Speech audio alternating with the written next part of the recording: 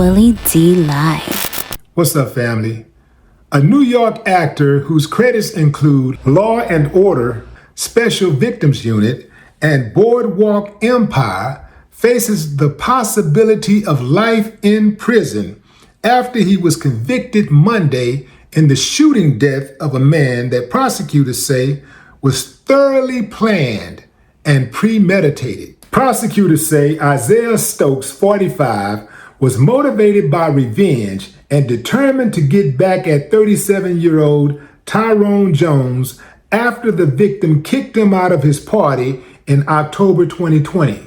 Stokes, who plays Mozzie on Power, had allegedly been acting inappropriately around some of the female guests. Jones asked him to leave, but Stokes refused and was forcibly ejected from the party by other guests. A humiliated Stokes, who also records and performs under the name Isaiah, sowed the seeds for revenge soon after the party. He began tracking Jones on or about January 29, 2021, when he placed the GPS device on the undercarriage of the victim's Jeep Grand Cherokee, says prosecutors. On February 7, 2021, Stokes decided to act on his vendetta, tracking Jones to the intersection of 200th Street and Linden Boulevard, where the victim was meeting a friend for lunch.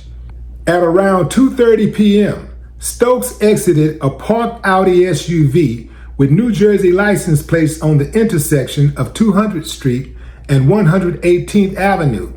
For about 15 minutes, he circled the area where Jones was located before finally approaching the driver's side of a white Jeep Cherokee. The actor pulled out his handgun and calmly fired 11 shots into the vehicle. And guess what? It was all captured on video. Yeah, fam.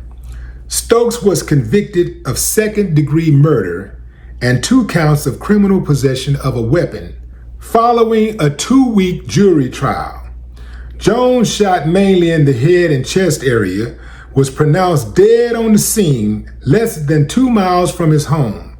Stokes, meanwhile, returned to his apartment.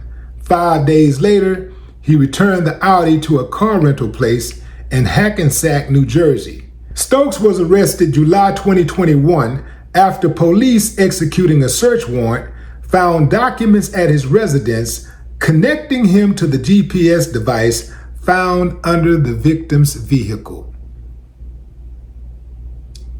Family, how many times I gotta tell you, certain crimes that you commit, you ain't getting away with it.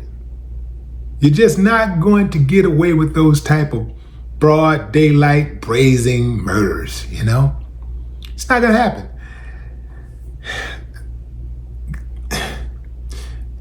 Cameras are everywhere, man, everywhere.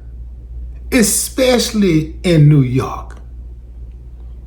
I'm talking about everywhere.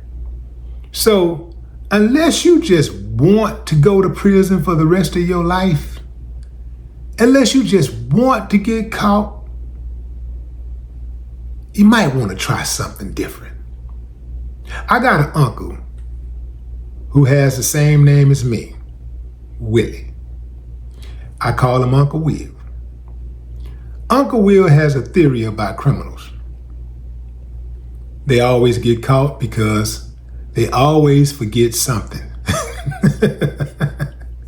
Uncle Will is like, hey, they always forget something. And he's right. They always forget something. You always miss something. And it's just up to those folks whether they want to catch it or not, whether they want to take the time to do the investigation or not. If they take the time to do the investigation, they're going to find something damn near every single time. Those are not good odds for them to find something damn near every single time. Those are just not good odds to me. I'm sure dude thought when he kicked old buddy out of that party, it was over. But let me tell you something, family. Anytime you put your hands on somebody, you should operate with the idea that it's never over. Yeah. Even exchanging words, certain things that people say, once they say certain things, certain people can't let it go. And it don't matter if you said it a week ago, a month ago, a year ago, 3 years ago. When the opportunity presents itself, they are going to test your gangster. Now, this dude sounds like a creep. He sounds like a weirdo. They say they kicked him out because he was messing with the girls. You know how you have those creepy dudes around the girls. They don't know how to act, especially when they drinking a little, might be high. They don't know how to act. You got to get them away, man. They scaring the girls, spooking the girls. You got to get rid of them type. So sounds like he was one of those types.